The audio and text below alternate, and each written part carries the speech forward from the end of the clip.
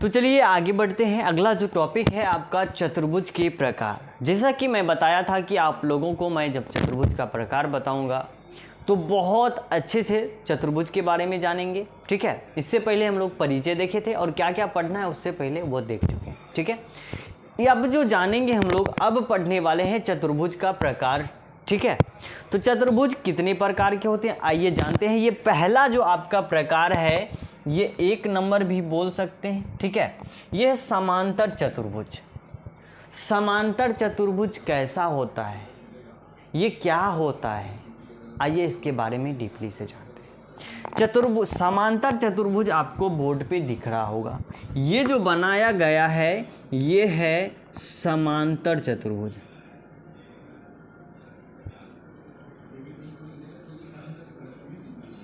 क्या है?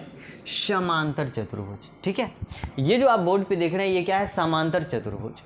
अब आइए समांतर चतुर्भुज के बारे में अच्छे से जानते हैं। समांतर चतुर्भुज में, ठीक है, समांतर चतुर्भुज यदि बोलें तो समांतर, ठीक है, समांतर चतुर्भुज। समांतर, सम का मतलब क्या होता है? समान, ठीक है। समांतर जिसका आमने सामने की भुजा समान हो, ठीक है, उसको क्या बोलते हैं? समांतर, ठीक है। जैसे कि ट्रेन का पटरी ले लीजिए आप, ठीक है। ट्रेन का पटरी पे जब आप जाइएगा तो वो एक दूसरे के क्या होता है? समांतर होता है। आप उस पर कितनी भी दूर चले जाइए, कितने भी किलोमीटर चले जाएं, आपको एक दूसरे को क्रॉस करते हुए कभी नहीं मिलेगा। वो क्या होता है ना कि वो समांतर होता है, ठीक है। यदि कभी इधर से उधर हो गया तो फिर जो होना है तो वो तो होगा ही, ठीक है। तो चलिए समांतर चतुर्भुज के बारे में जानते हैं। ये जो आप भुजा देख रहे हैं ये, ठीक है, ये जो आप AD देख रहे हैं ये BC के समांतर होता है, ठीक है। AD जो है ये BC के समांतर होता है और ये AB जो है ये DC के समांतर होता है। मैं फिर से बता दूं, ये AD जो है ये BC के समांतर होता है और ये AB जो है ये DC के समांतर होता है, ठीक है। चलिए इससे पहले हम लोग ये लिख लेते हैं। ये जो AB है ये AB समांतर किसका होता है? ये सॉरी DC का होता है, ठीक है। DC का समांतर होता है और AD जो है किसका समांतर होता है? ये BC का समांतर होता है। इतना तक हम लोग जान चुके हैं। आइए आगे जानते हैं इसके बारे में। ये AB जो देख रहे हैं, जितना दूरी A से B का होता है उतना ही दूरी D से C का होता है। समांतर चतुर्भुज ऐसा कहता है, ठीक है। तो हम लोगों को मानना पड़ेगा कि ये जो आप, ये पहला हो गया आपका, ये दूसरा हो गया। दूसरा प्रमेय क्या कहता है? टॉपिक मान लीजिए, कोई भी टाइप मान लीजिए। ये AB जो आप देख रहे हैं, AB किसके बराबर होता है? DC के बराबर होता है। ऐसा कौन कहता है? समांतर चतुर्भुज कहता है। यदि AB DC के बराबर नहीं है तो वो समांतर चतुर्भुज नहीं है, ठीक है। दूसरा टॉपिक क्या कहता है, ठीक है, इसी में ये AD जो देख रहे हैं आप वो BC के बराबर होता है। ये AD जो देख रहे हैं ये BC के बराबर होता है, ठीक है। ये AD किसके बराबर होता है? ये BC के बराबर होता है। चलिए यहाँ तक तो जान चुके हैं और आगे क्या है इसमें वो जानते हैं। तीसरा जो आपका टॉपिक है इसी में, ठीक है, तीसरा कहता है यदि समांतर चतुर्भुज में हम लोग यदि कोई विकर्ण खींचते हैं तो वो एक दूसरे को समद्विभाजक करता है, यानी कि समान 2 भागों में बांट देता है। यदि समांतर चतुर्भुज में आप विकर्ण खींचेंगे, जितना ADC का एरिया होगा उतना ही BDC या BCD का एरिया होगा, ठीक है। तो मैं ये कह सकता हूँ AB बराबर BCD, ठीक है, आराम से हो जाएगा।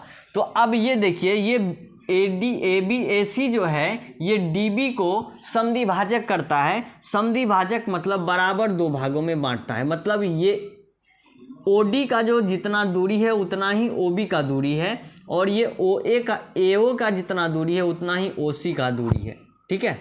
इसमें आप एक लाइन मारिए, ठीक है। तब अच्छे से समझ में आ जाएगा। जितना दूरी O से A का है उतना ही O से C का है, और जितना दूरी O से D का है उतना ही O से B का है। चलिए इसको भी हम लोग लिख लेते हैं, ठीक है। और ये देख रहे हैं, ये AD जो है, AC जो है, AC, ठीक है, AC BD को समद्वि भाजक करता है, मतलब बराबर दो भागों में बांटता है, ठीक है। अब यहाँ पे और क्या लिख सकते हैं, ये जो आप OA देख रहे हैं, उतना जितना दूरी O से A का है उतना ही O से C का है, ठीक है, उतना ही O से C का है। और जितना दूरी O से D का है, O से D का है उतना ही दूरी O से B का है, ठीक है। यहाँ तक तो बहुत अच्छे से समझ में आया होगा। आगे जो टॉपिक है आपका, अगला जो पड़ाव आता है, आपने कितने पड़ाव जीत चुके हैं? 1 2 3 पड़ाव आपने जीत चुके हैं, ठीक है। मतलब आप करोड़पति बनने का सोच रहे हैं, ठीक है। चलिए आगे बढ़ते हैं। अगला जो टॉपिक आता है, जब दो भुजा समान हो, ठीक है। ये जो भुजा है समांतर चतुर्भुज में मैं बता दूं, ये एंगल D जो आप देख रहे हैं, ये एंगल D एंगल B के समान हो, बराबर होगा, और ये एंगल A जो है एंगल C के समान होगा। तो यहाँ पे हम लोग लिख सकते हैं angle D equal to angle B, और ये चौथा पड़ाव है आपका, एंगल A जो है आपका एंगल C के बराबर है। चतुर्भुज का दूसरा प्रकार आता है आपका आयत। क्या आता है? आयत आता है। तो आयत में और समांतर चतुर्भुज में क्या अंतर होता है वो भी देखेंगे। सबसे पहले ये समझ लेते हैं कि आयत आखिर होता कैसा है, इसमें क्या मतलब होता है, इसका पहचान क्या है, उसके बारे में देख लेते हैं। आयत का पहचान यदि बोला जाए तो चलिए आयत के बारे में जानते हैं। ये जो आप देख रहे हैं ये एक आयत का चित्र है, ठीक है। यहाँ से मैं बता दूं, ये AB जो है, ये AB BC के DC के बराबर है, ये AB जो है ये DC के बराबर है, और ये AD जो है ये BC के बराबर है। अगर आप इससे पहले वाले वीडियो देखे होंगे तो आप बोलिएगा सर इससे पहले हम लोग पढ़े थे समांतर चतुर्भुज। समांतर चतुर्भुज में भी आपने ये बताया था कि ये AB जो है ये DC के समांतर ये बराबर होता है, और ये AD जो है ये BC के समांतर होता है। तो समांतर चतुर्भुज और आयत में क्या फ़र्क रह गया? चलिए फ़र्क क्या है उसको समझते हैं। समांतर चतुर्भुज में जब हम लोग विकर्ण को खींचे थे तो विकर्ण क्या कर रहा था, एक दूसरे को समद्विभाजक कर रहा था, बराबर भाग में बांट रहा था। वहाँ पे हम लोगों ने एक चीज़ देखा कि ये जो विकर्ण जब हम खींचे थे तो वो दोनों विकर्ण अलग अलग था, दोनों का जो माप था, ठीक है, वो डिफरेंट था। और इसमें क्या है, समान है। यहाँ पे देखिए जितना दूरी आपको A से C तक की होगी उतना ही B से D का दूरी होगा, जितना दूरी A से C का होगा उतना ही B से D का दूरी होगा, ठीक है। तो यही एक आयत का पहचान कराता है कि आयत में दोनों जो विकर्ण खींचा जाता है, दोनों विकर्ण क्या होता है, बराबर होता है। तो आप आराम से कह सकते हैं ये जो OA है ये OC के बराबर है, ये OB जो है ये OD के बराबर है। मतलब कि जितना दूरी A से C का है उतना ही O से D का है। और जब हम लोग विकर्ण खींचते हैं तो वो विकर्ण क्या करता है, एक दूसरे को समद्विभाजक करता है, मतलब कि बराबर दो भागों में बांटता है। जितना दूरी O से A का है उतना ही O से C का होगा, जितना दूरी O से D का है उतना ही O से B का होगा। आई होप कि समांतर चतुर्भुज और आयत में आपको फर्क दिखा होगा। तो चलिए आगे इसके बारे में हम लोग पहले लिख लेते हैं, उसके बारे में आगे अधिक जानकारी प्राप्त करेंगे। मैं बताया कि आयत में ये जो आप AB देख रहे हैं, ए बी देख रहे हैं ये किसके बराबर होता है, डी सी के बराबर होता है।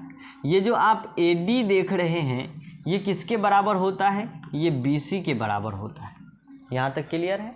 उसके बाद हम लोगों ने पढ़ा कि ये विकर्ण जो है ये पहला हो गया, ये दूसरा हो गया। ये विकर्ण जो ए सी है ये किसके बराबर है, ये बी डी के बराबर है। ये जो विकर्ण है ए सी ये विकर्ण बी डी के बराबर है, ठीक है। उसके बाद अगर और भी आप डिटेल से लिखना चाहेंगे तो आप लिख सकते हैं ओ ए बराबर ओ सी बराबर ओ बी बराबर ओ डी। मतलब कि विकर्ण जो एक दूसरे को समद्विभाजक करता है वो चारों क्या होता है, बराबर होता है, ठीक है। अब देखिए आगे क्या होता है, वर्ग में, आयत में, ठीक है। आयत में ये जो देख रहे हैं आप एंगल, क्या देख रहे हैं आप, एंगल जो देख रहे हैं ये एंगल, ठीक है, ये एंगल है, ये एंगल है। ये जो एंगल देख रहे हैं वर्ग में प्रत्येक एंगल जो होता है, प्रत्येक कोण वो 90 डिग्री का होता है, मतलब 90 डिग्री का होता है, ठीक है। अब यहाँ पे कितना डिग्री का होता है, 90 डिग्री का। तो आप लिख सकते हैं, ठीक है, angle A equal to angle B equal to angle C equal to angle D जो है ये 90 डिग्री का होता है, यानी 90 डिग्री का होता है। क्लियर। अब जो आगे है बात ये आती है, ठीक है, अभी आगे ये बात आती है, ये हम लोग समझ चुके हैं। मतलब प्रत्येक कोण कितना का होता है, 90 डिग्री का। अब ये बात बताइए, ये जो आप आयत है, आयत समांतर चतुर्भुज हो सकता है, प्रत्येक आयत समांतर चतुर्भुज हो सकता है, लेकिन प्रत्येक समांतर चतुर्भुज आयत कभी नहीं हो सकता है, कतई नहीं हो सकता है। चलिए हम इसका परिभाषा बोर्ड पे लिख देते हैं, आप लोग आराम से छाप लीजिएगा। तो मैं क्या बताया कि सभी आयत एक समांतर चतुर्भुज होता है, लेकिन सभी क्या है, सभी समांतर चतुर्भुज आयत नहीं हो सकता है, ठीक है। चलिए स्क्रीनशॉट आराम से आप ले सकते हैं। मिलते हैं नेक्स्ट वीडियो में, तब तक के लिए धन्यवाद। सम, यहाँ पे देखिए क्या है, सम चतुर्भुज। इसमें सम चतुर्भुज में दो टर्म है, पहला है सम, दूसरा है चतुर्भुज। मैं चतुर्भुज के बारे में बताया था, चतुर्भुज उसे कहते हैं चार भुजाओं से घिरी बंद आकृति को चतुर्भुज कहते हैं, ठीक है। अब देखिए ये सम का मतलब क्या होता है, चतुर्भुज का मतलब तो हम समझा दिए, ठीक है। चार भुजाओं से घिरी बंद आकृति को क्या बोलते हैं, चतुर्भुज कहते हैं। ये सम का मतलब होता है समान, यानी बराबर, ठीक है। अब सम का मतलब क्या होता है, बराबर, बराबर। अब बोलिएगा सर बराबर चतुर्भुज, बराबर चतुर्भुज, बराबर चतुर्भुज आखिर ये है क्या। मैं बता दूं, ये जो बराबर चतुर्भुज देख रहे हैं इसका मतलब हुआ कि ऐसा चतुर्भुज जिसका चारों भुजा बराबर हो, आपस में क्या हो, बराबर। मतलब कि आप यहाँ पे फिगर देख सकते हैं, ये सम चतुर्भुज का फिगर है, और इसमें ये एडी जो है वो जितना AB है उतना BC है, और जितना BC है उतना CD है, ठीक है, और उतना ही AD है। यानी मेरे कहने का तात्पर्य है कि जितना दूरी A से B का है उतना ही दूरी B से C का है, ठीक है, और उतना ही दूरी C से D का है, और उतना ही दूरी A से D का है। आई होप कि यहाँ तक अच्छे से समझ में आया होगा। चलिए आगे बढ़ते हैं। और ये बोलिएगा, इसके बाद मैं आपको वर्ग बताऊंगा। अब वर्ग में और आयत में क्या कॉमन है वह बताता हूँ। वर्ग में और आयत में एक चीज कॉमन है, जो भुजा। वर्ग में चारों भुजा बराबर होती है, और सम चतुर्भुज में और वर्ग में एक चीज कॉमन है। जैसा कि जानते हैं कि सम चतुर्भुज में चारों भुजा बराबर होती है, और वर्ग में भी चारों भुजा बराबर होती है। तो यहां से हम लोग एक चीज नोट कर सकते हैं, ठीक है।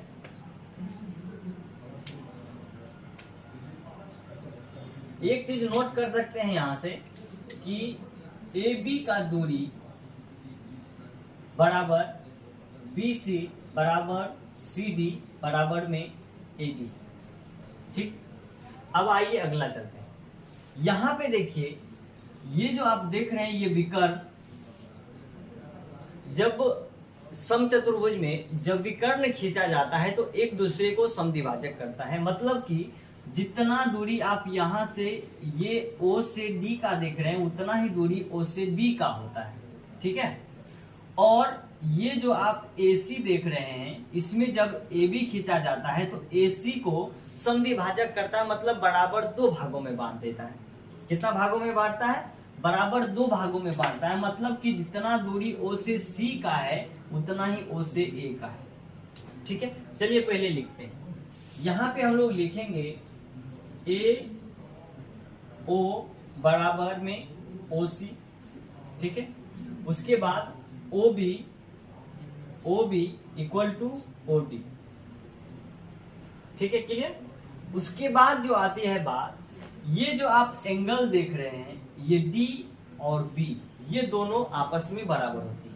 ये सिर्फ समचतुर्भुज में, मतलब कि angle D equal to angle B लिख सकते हैं। और ये एंगल जो देख रहे हैं एंगल A और एंगल C ये दोनों भी आपस में बराबर होता है। Angle A equal to angle C, ठीक। यहां तक बहुत अच्छे से समझ में आया होगा, ठीक है। चलिए मिलते हैं अगले वीडियो में और अगले टॉपिक के साथ। तब तक के लिए धन्यवाद, ठीक है। आई होप कि आपको यहाँ तक बहुत अच्छे से समझ में आया होगा। वीडियो अच्छे लगे तो प्लीज़ चैनल को सब्सक्राइब कर लें और बेल आइकन दबा लें ताकि अच्छे अच्छे वीडियो आप तक पहुँचता रहे। चलिए मिलते हैं नेक्स्ट वीडियो में, तब तक के लिए धन्यवाद।